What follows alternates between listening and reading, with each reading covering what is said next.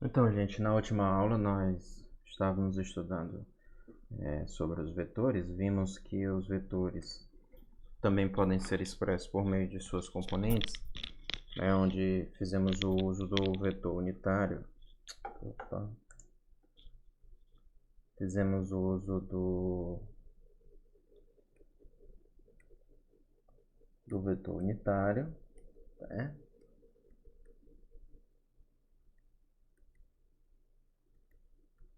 Onde nós vimos que um vetor pode ser escrito em termos de suas componentes, mais AY, J chapéu, onde esse I e este J são vetores unitários. Eles têm módulo igual a 1, né? Lembrando que o vetor unitário do vetor A é o vetor sobre o seu módulo. Portanto, por exemplo, utilizando um sistema de coordenadas, nós podemos, aqui o eixo Y, aqui o eixo X, nós podemos representar o vetor, por exemplo, aqui o vetor A. Veja que ele forma um ângulo com a horizontal. Vou traçar aqui uma reta horizontalmente. Essa reta é exatamente aqui o eixo X, tá? Então, só que de maneira que a gente possa interpretar que o vetor A forma um ângulo com o eixo X, né? No caso aí a direção X.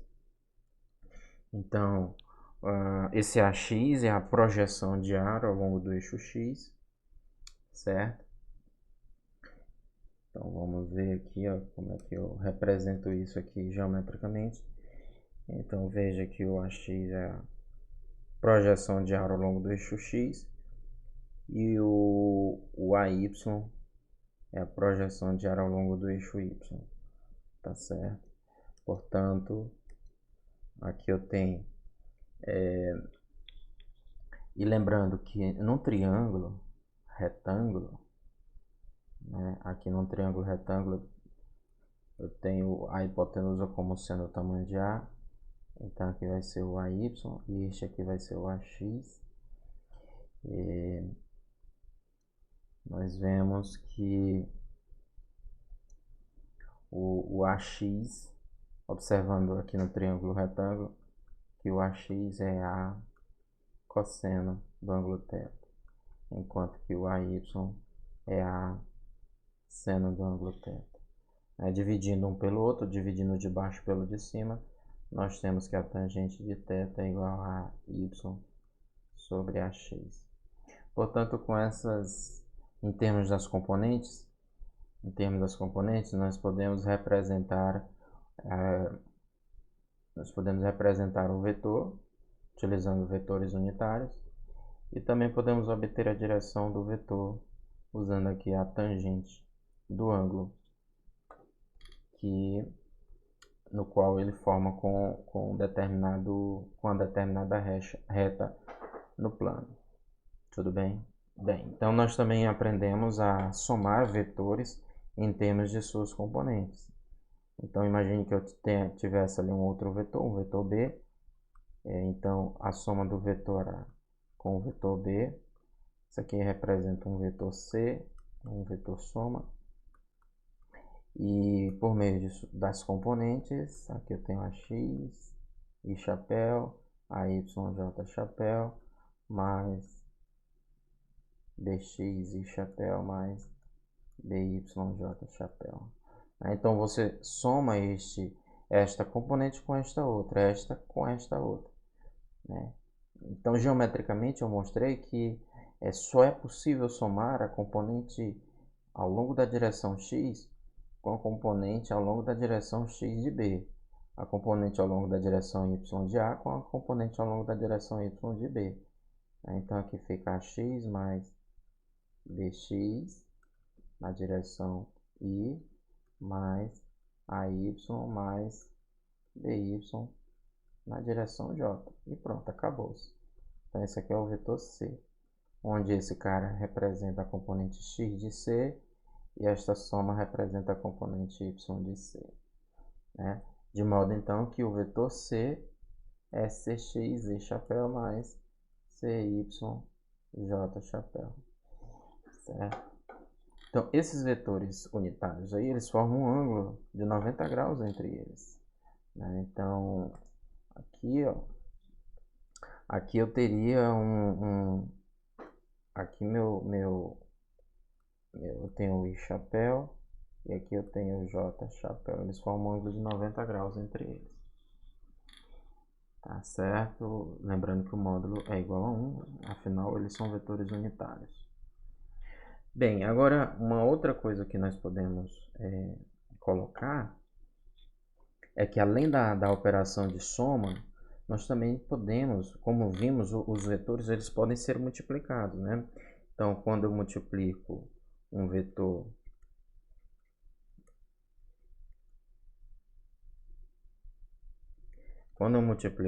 por um escalar, o que acontece é que o vetor ele vai ter o seu tamanho modificado, certo?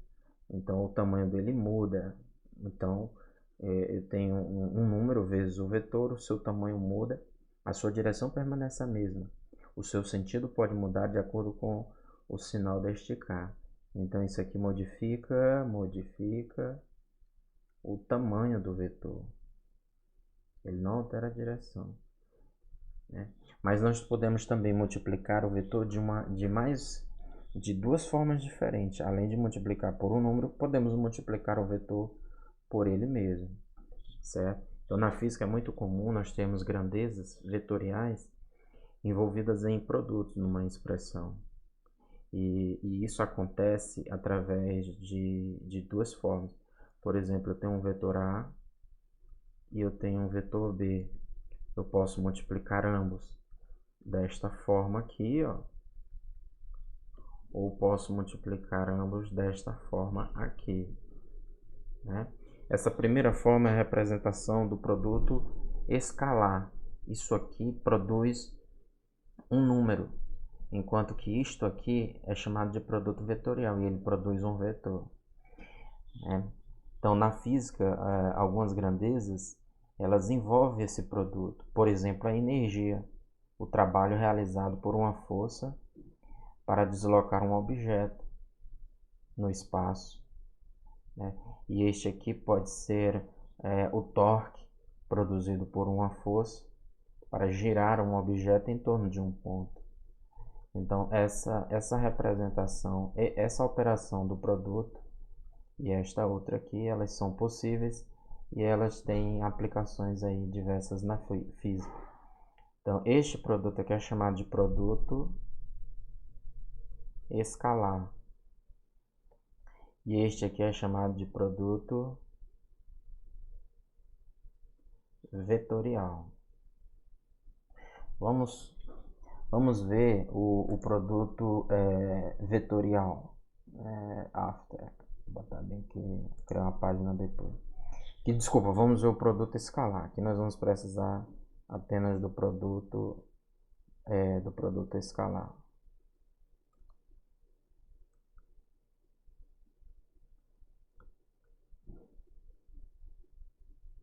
Bem, o produto escalar entre dois vetores, ele é definido, então tem aqui o vetor A, escalar, né? A gente lê isso aqui como escalar ao vetor B, e ele é definido como sendo o comprimento de A vezes o comprimento de B vezes o cosseno do ângulo formado entre A e B. Por exemplo, aqui eu tenho um vetor A e aqui eu tenho um vetor B. E eles formam um ângulo entre eles aqui, θ, certo?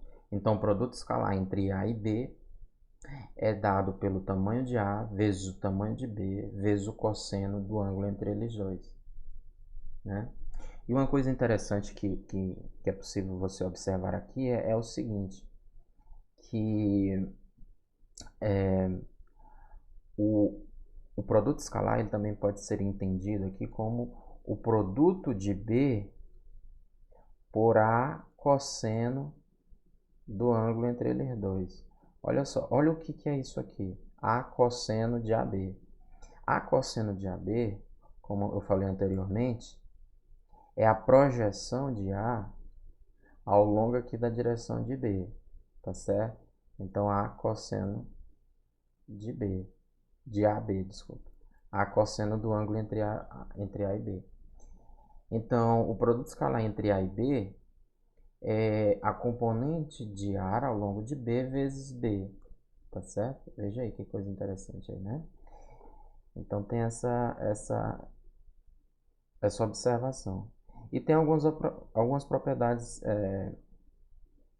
aqui que nós podemos extrair deste produto. Veja que se o ângulo entre eles dois for igual a 90 graus, por exemplo aqui, ó, se ângulo θ for igual a 90 graus, o que acontece, né? Se o ângulo for igual a 90 graus, ou seja, eles são perpendiculares, deixa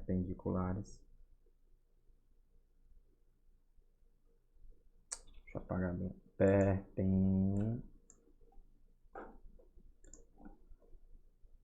perpendiculares.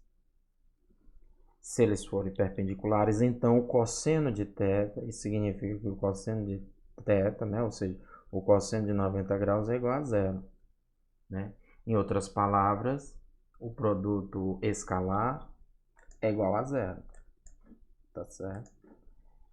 Então, o produto escalar, neste caso aqui, A escalar B é igual a zero. Ou seja, não tem projeção de A ao longo de B. E vice-versa, né? E vice-versa aqui. Lembra que como isso aqui é comutativo, A cosseno de θ vezes B é igual a A vezes B cosseno de θ, tá certo? Isso aqui também é igual a, como o primeiro aqui, ó, é igual a A vezes B cosseno de θ, tá? E B cosseno de θ é a projeção de B ao longo de A, tá? Ao longo da reta que passa, ao longo da reta paralela ao vetor A, ou ao longo da direção de A, tudo bem? Então, essa regra ela pode ser aplicada no sentido aí de B vezes cosseno de θ, que é a projeção vezes A. Então, voltando aqui ainda ao ângulo, note que se o ângulo agora for igual a 0 graus, ou seja, eles são colineares.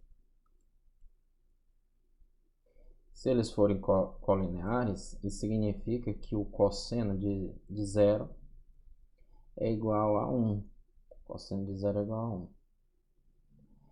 1. Neste caso aí, o produto escalar AB, A escalar B, é igual a um número que é dado pelo produto, que é o tamanho de A vezes o tamanho de B, e acabou-se. Certo? A vezes B. Enquanto que, ao passo que, se o ângulo for igual, se θ aí for igual a π, eles também são colineares, só que agora eles estão em sentidos opostos. Se ele for igual a π, o cosseno de π é igual a, ou 180, né? Π é igual é a mesma coisa de 180. Π rad, ou em graus, 180. Cosseno de π é menos 1, tá? Então, isso significa que o produto escalar de A com B vai ser igual a menos AB, né? Porque o cosseno é menos 1, tá? Então, nós temos essas três propriedades, essa propriedade aí associada ao ângulo. Então, o cosseno sendo o ângulo 90, 0 π, apresenta esses três resultados aqui, tá ok? Muito bem. Em termos de componentes, nós também podemos expressar o produto escalar. Então, veja que, como eu falei, supondo que o vetor A possa ser expresso. Então, considerando aqui que o vetor A possa ser expresso em termos da componente AX, vamos supor que eu tenho aqui um vetor no plano, né? Tudo isso aqui pode ser estendido para o espaço, mas nós estamos considerando aqui apenas o plano. Então, o vetor A sendo expresso em termos de sua componente, ax e ay, e o vetor B também expresso em termos de suas componentes, na forma vetorial, bxi mais byj, nós podemos expressar o produto escalar por meio das componentes, aplicando aquela propriedade do cosseno, né?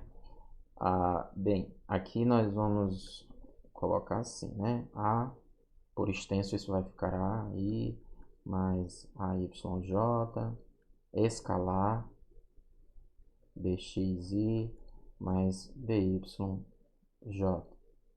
Então, isso aqui, fazendo o produto, aplicando a propriedade distributiva, este primeiro termo vezes esses dois, vai produzir aí dois termos, ou seja, AX, BX, ó, este com este. E, ó, esse cara, então, o AX vezes o AXI vezes escalar o BXI vai ficar assim, ó, e escalar I, certo? Mais o AX vezes o BY e escalar J. Mais, agora este primeiro termo aqui, ó, esse segundo, né? A Y bx vezes este aqui. J escalar I. Como eles são vetores, a gente tem que respeitar aqui a notação. E aqui, ó, é mais a Y, BY, J escalar J. Tá certo? Então, nós temos aí esses quatro termos. Então, daqui nós podemos simplificar aplicando a propriedade acima, em que o cosseno do ângulo, o cosseno de 90 graus, ele é igual a zero, tá? Bom, se o cosseno de 90 graus é igual a zero, os vetores unitários I e J, eles formam um ângulo entre eles de 90 graus, tá? Então, quando eu tiver aqui, isso aqui é um produto escalar, aqui é outra, então tenho aqui, ó, quatro produtos escalares. As componentes são números, então ela é o produto o produto normal, né? O produto, digamos assim, aritmético entre números. Mas isso aqui são vetores. Então, o produto de I com I chapéu com J chapéu é igual a J chapéu com I chapéu. Certo? Aqui eu tenho dois, ó. I chapéu com J chapéu e J chapéu com I chapéu. Isso aqui é igual a zero. Por quê? Porque o ângulo entre eles dois é 90 graus. Aqui, ó, 90 graus. Né? Ao passo que I escalar com I é igual a J escalar com J. Porque quando o ângulo entre eles é zero, o cosseno de zero é 1. Tá certo? Deixa eu sair aqui esse celular bem aqui que ele está descarregando. Então, o cosseno sendo igual a 1, o produto escalar de I com I é igual ao produto escalar de J com J, que é igual a 1. Então, desta forma, o resultado deste produto aqui vai ser, ó, então, aplicando isso aí, A escalar B vai ser igual a X, BX, esse aqui é igual a 1, esse aqui é igual a 0, este aqui é igual a 0, este aqui também é igual a 1, tá? Então, a gente elimina aqui este, e sobram apenas esses dois termos aí, né? Aqui é mais, desculpa, AY, BY. Portanto, esse aqui é o produto escalar em termos das componentes dos vetores, usando aqui a propriedade do produto escalar. Ok, né? Bem, então era isso. Apenas só precisamos dessa análise aqui, né? Consideramos então a operação de soma, a operação de subtração, o produto de um vetor por um escalar, que produz um vetor, né, onde o produto do vetor por um escalar, ele muda o tamanho do vetor. Ele pode mudar o sentido quando a gente multiplica, quando esse escalar ele é negativo. Então eu posso modificar tanto o tamanho quanto o sentido. Daí que surge o vetor oposto, quando o escalar é -1.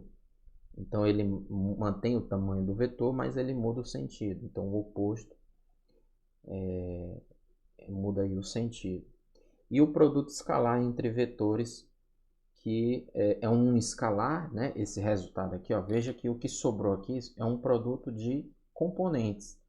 E componentes são números, portanto, o produto escalar entre dois vetores produz um número, produz um escalar. Isso aí tem aplicações diversas em física, né? Pode ser o trabalho, pode ser a energia, que também é o trabalho, né? E por aí vai ter várias aplicações. Bem, então nós encerramos aqui a parte de vetores e fiquem atentos para os vídeos com aplicações desses conceitos aqui, né? Os exercícios. Portanto, nos vemos em breve.